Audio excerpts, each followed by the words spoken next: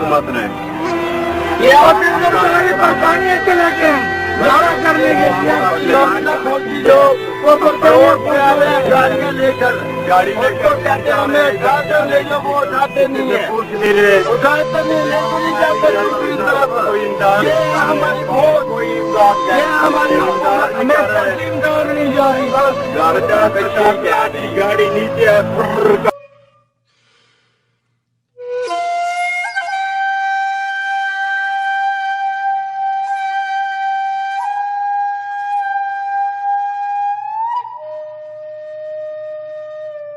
بسم اللہ الرحمن الرحیم۔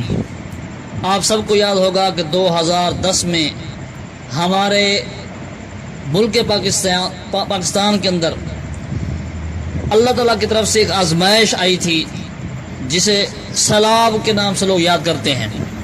وہ سیلاب ایسا تھا جس نے سب کچھ فنا کر دیا تھا۔ اس میں لوگ اپنے گھر سے بے گھر ہو گئے۔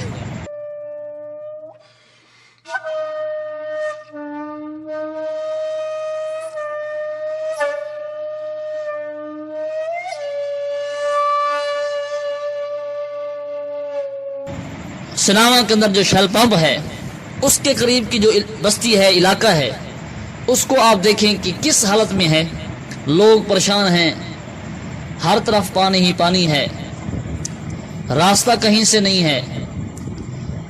یہ ریلوے پھاٹک کے قریب کا منظر ہے۔ آپ دیکھ رہے ہیں لوگ کیسے پانی کے اندر سے اپنا راستہ بناتے ہوئے، تنگ ہوتے ہوئے۔ آپ کو یہ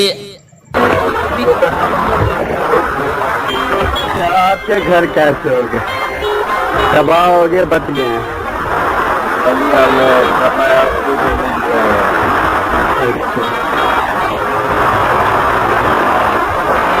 جانی نقصان تو نہیں ہوا؟ جانی نقصان بھی بہت ہے، مالی نقصان بھی بہت ہے۔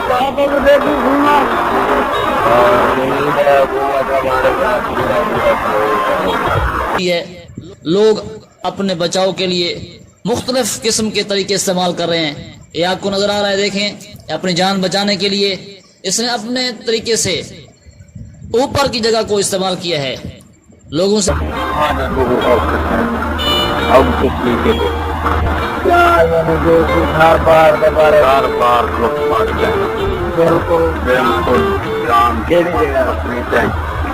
سکون ہر گھر یہ چاہے بھی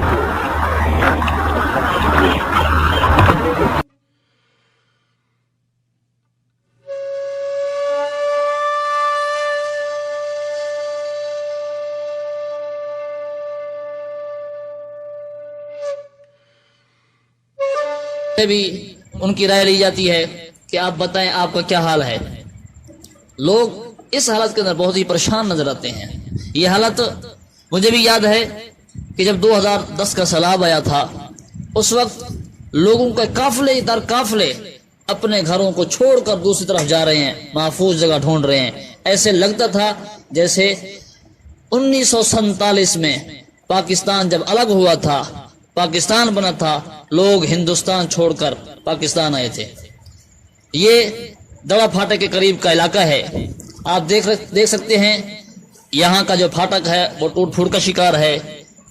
اس کے ساتھ ہی وہ بستی چونکہ بہت ہی نیچے ہے، سطحی سطح پر ہے، اس لیے آپ دیکھ سکتے ہیں وہاں تقریباً میرے اندازے کے مطابق 5 سے 6 فٹ بلکہ اس سے بھی زیادہ پانی گہرا ہے، اور یہ اس کے ساتھ کی دکانیں ہیں، علاقہ ہے۔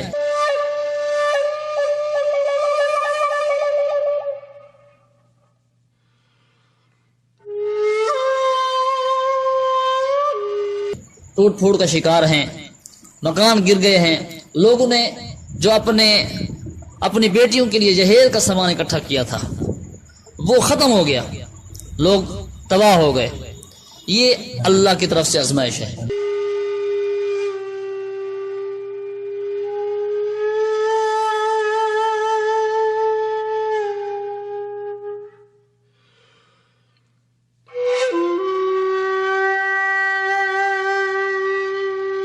سیم نلی قریب جو بھٹی والا جو ہے، جو بستی ہے، وہ علاقہ دکھایا جا رہا ہے. یہ بیچارے غریب لوگ ہیں, کانے کی جو پتلے ہیں وہ تیار کر کے اپنا گزارا کرتے ہیں.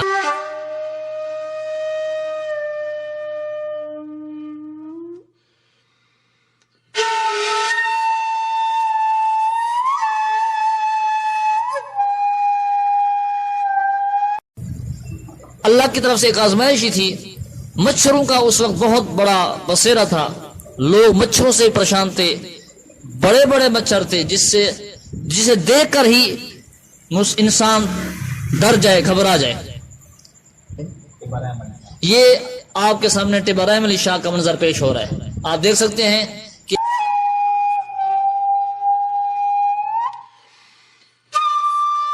کہ انسانوں کی جانوں کو بچانے کے لیے انسان کتنی کوشش کر رہے ہیں. پانی اتنا نیچے ہے کہ چلنا مشکل ہے, ان کو نکالا جا رہا ہے پانی سے.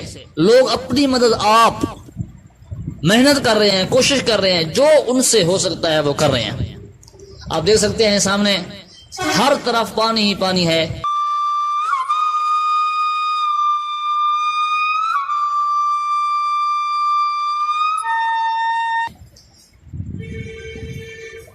بہت ہی مشکل حالت ہے, عجیب و غریب حالت تھی, ہر ایک کو اپنی پڑی ہوئی تھی. یہ رفیق کالونی کا منظر آپ کو دکھایا جا رہا ہے. یہ آپ کے سامنے ہے, دیکھیں گلیوں میں پانی ہے, عمارتیں ٹوٹ پھوٹ کا شکار ہیں. کہیں سے بھی کوئی اچھی خبر نظر نہیں آ رہی تھی. ہر آدمی پریشان تھا. کوئی بھی علاقہ ایسا نہیں تھا جو ٹوٹ پھوٹ کا شکار نہ ہوا ہو. کوئی بھی علاقہ ایسا نہیں تھا جس کے گھروں کے لوگ اپنے گھر میں محفوظ ہوں. گلی میں پانی ہے, آپ کو نظر آ رہا ہوگا, یہ گلی میں پانی ہے, تقریباً گھٹنوں کے قریب قریب پانی ہے. اور آپ کو اس کی عمارتیں بھی نظر آ رہی ہوتی, کس حالت میں عمارتیں کھڑی ہوئی ہیں.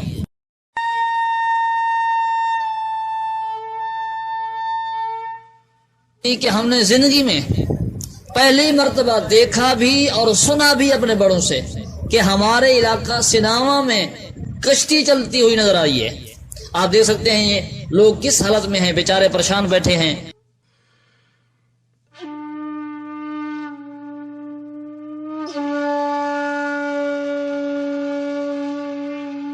لوگ گرمی کی وجہ سے پریشان ہیں. آپ کو بچوں کی حالت نظر آ رہی ہے, بچے بڑے پریشان ہیں. چھوٹا ہو, بڑا ہو, مرد ہو, عورت ہو, بوڑھا ہو, جوان ہو, ہر آدمی پریشان تھا. یہ آپ دیکھیں, یہ آدمی پانی میں سے اپنے سامان کو, اپنی چیزوں کو نکالنے کی کوشش کر رہا ہے تاکہ ایک محفوظ جگہ پر پہنچا سکے.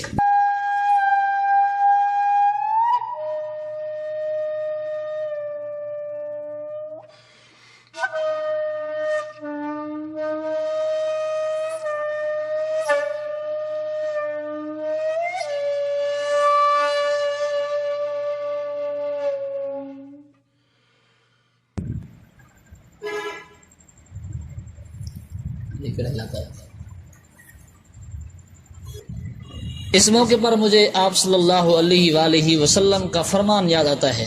آپ صلی اللہ علیہ وآلہ وسلم نے صحابہ سے فرمایا کہ تم ہر روز صدقہ کیا کرو. تو آپ صلی اللہ علیہ وسلم سے صحابہ نے عرض کی, یا رسول اللہ, ہمارے پاس اتنے وسائل نہیں ہیں, ہم اتنے دولت مند نہیں ہیں کہ روزانہ صدقہ کر سکیں. تو آپ صلی اللہ علیہ وآلہ وسلم نے فرمایا, صدقہ کرنے کا مطلب یہ نہیں ہے کہ آپ کسی کو پیسے دے دیں. اگر راستے سے تکلیف دہ چیز ہٹا دیتے ہیں تو یہ بھی صدقہ ہے. اگر مصیبت کے وقت کسی کی مدد کر دیتے ہیں تو یہ بھی صدقہ ہے. اگر آپ اور کچھ نہیں کر سکتے, کم از کم کسی کو مصیبت میں تسلی دے دیتے ہیں, دلاسا دلا دیتے ہیں, تو یہ بھی ایک صدقہ ہے. ہمیں چاہیے, ہم مسلمان ہیں, ہمیں حضور صلی اللہ علیہ وسلم کی سنت کے مطابق, سیرت کے مطابق زندگی گزارنی ہے. اس لیے ہم کوشش کریں. اللہ کی طرف سے یہ آزمائش ہوتی ہے. اگر اس طرح کی کوئی آزمائش آئے تو ہم ایک دوسرے کا ساتھ دیں, ایک دوسرے کی ہمدردی ہمارے دل کے اندر ہو. حضور صلی اللہ علیہ وآلہ وسلم نے فرمایا ہے کہ مسلمان ایک جسم کی طرح ہے. جب ایک جسم کی کسی حصے میں تکلیف ہوتی ہے تو پورا جسم تڑپتا ہے. اسی طرح مسلمان کسی کونے میں بھی پریشان ہو تو دوسرے کونے کے اندر بھی مسلمان کو تکلیف محسوس ہونی چاہیے. آپ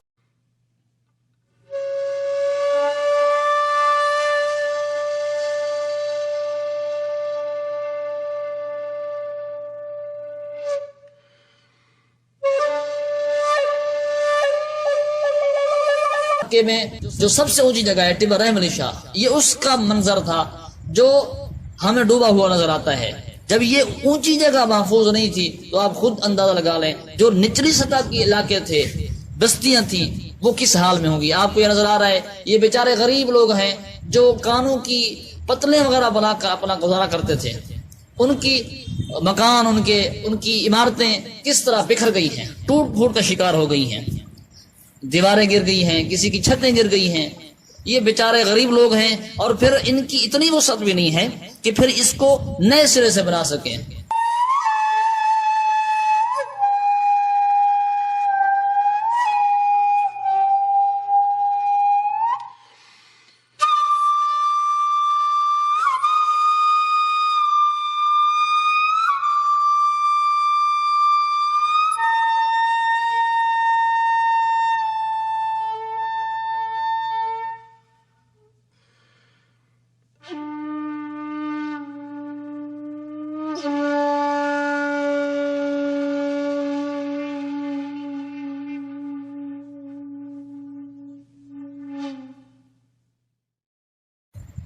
اتنی پریشانی کا عالم تھا، لیکن ان حالات کے اندر بھی بعض لوگ ایسے بھی ہم نے دیکھے ہیں جس میں انہوں نے اس حالت کے اندر ناجائز فائدہ اٹھایا، لوگوں کے گھروں کے اندر چوریاں کی۔ جو لوگ اپنے گھروں کو چھوڑ کر دوسرے جگہ پر چلے گئے تھے، محفوظ مقام پر چلے گئے تھے، ان کے گھروں کے اندر گھس کر ان کی دیواریں توڑ کر، ان کے دروازے توڑ کر چوریاں کرتے رہے اور لوٹتے رہے۔ یہ آپ دیکھ سکتے ہیں، یہ ٹبہ رحم علی شاہ کے مناظر ہیں، عمارتیں ٹوٹ پھوٹ کا شکار ہیں، کچے مکان ہیں، آپ دیکھ سکتے ہیں لوگ بڑے پریشان ہیں اور بغیر کسی چار دیواری کے باہر ہی، سڑکوں پر ہی، روڈ پر ہی آپ کو اپنے بستر لگائے ہوئے چار پائی ڈالتے ہوئے نظر آتے ہیں۔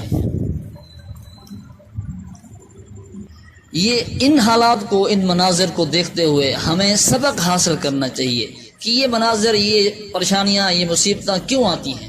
یہ دراصل ہمارے اعمال کا ہی نتیجہ ہے۔ ہمارے اعمال جب اچھے نہیں ہوتے، جب ہم حد سے گزر جاتے ہیں، اللہ تعالیٰ ہمیں ڈھیل دیتے رہتے ہیں، مہلت دیتے رہتے ہیں، لیکن جب حد سے گزر جاتے ہیں تو ہمیں سمجھانے کے لیے، ایک سبق دینے کے لیے آزمائشی طور پر کبھی سیلاب کی صورت نظر آتی ہے، کبھی ہمیں زلزلے کی صورت نظر آتی ہے۔ یہ ہمارے اعمال ہیں۔ ہم نماز کی پابندی نہیں کرتے، ہم پردے کا لحاظ نہیں کرتے، ہماری عورتیں کھلے عام بازار میں بغیر پردے کے گھوم رہی ہوتی ہیں، اور ہمارے مسلمان مرد ان عورتوں کو گھور رہے ہوتے ہیں۔ تو ہمارے اعمال جب ایسے ہوں گے تو پھر ہمارے ساتھ اس طرح کے مسائل بھی ہوں گے اور ہمیں اس طرح کی پریشانی کا بھی سامنا کرنا پڑے گا۔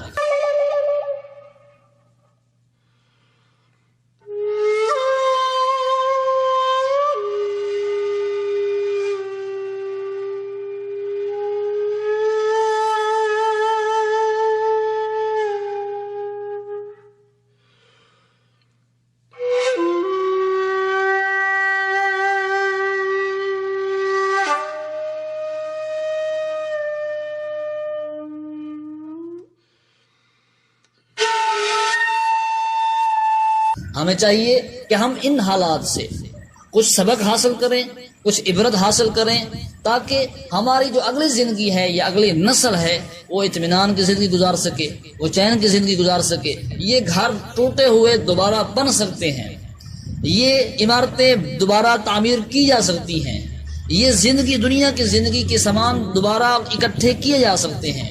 لیکن جب ایک مرتبہ انسان اس زندگی سے چلا جاتا ہے، دنیا چھوڑ کر چلا جاتا ہے اور اپنے اعمال نامہ کے اندر اچھے اعمال کی بجائے برے اعمال لکھوا کر چلا جاتا ہے تو اسے پھر سدھارنے کا موقع بھی نہیں ملتا۔ قرآن پاک میں اللہ نے فرمایا ہے وَلَن يُؤَخِّرَ اللَّهُ نَفْسًا إِذَا جَاءَ أَجَلُهَا، جب انسان کا وقت آ جاتا ہے، کسی بھی انسان کا وقت آتا ہے تو اللہ اسے مہلت نہیں دیتا، وہ اللہ سے درخواست کرتا ضرور ہے کہ یا اللہ مجھے ایک بار پھر موقع دے دے، میں پھر تیری جو ہے عبادت کروں گا، تیری توحید کا اقرار کروں گا، ہر وقت میں تیرے ذکر میں مشغول رہوں گا۔ لیکن اللہ فرماتے ہیں جب زندگی تھی تو تجھے سمجھ نہیں آئی، آج موت کا وقت آ گیا ہے تو پھر دوبارہ تو اپیل کر رہا ہے، درخواست کر رہا ہے، تو پھر اگر میں زندگی دے بھی دوں، قانون میں ایسا نہیں ہے، دے بھی دوں تو انہیں پھر بھی وہی کرنا ہے. اس لیے ہمیں چاہیے ہم سبق حاصل کریں. یہ مصائب، یہ پریشانیاں آتی رہتی ہیں، زندگی کا حصہ ہے. انما العسر یسرا، بے شک تنگی کے ساتھ آسانی بھی ہے، لیکن اس وقت ہمیں کیا کرنا ہے؟ اللہ نے فرمایا ہے صبر کا دامن آپ اپنائے رکھیں، اس کو آپ مضبوطی سے تھامے رکھیں. انشاءاللہ ہم مسلمان ہیں اور ہمیں ان حالات کے اندر صبر کا حکم دیا گیا ہے. ابھی ہمارا چینل سبسکرائب کریں اور اس کے ساتھ ساتھ اس بیل آئیکن کو بھی دبا دیجیے.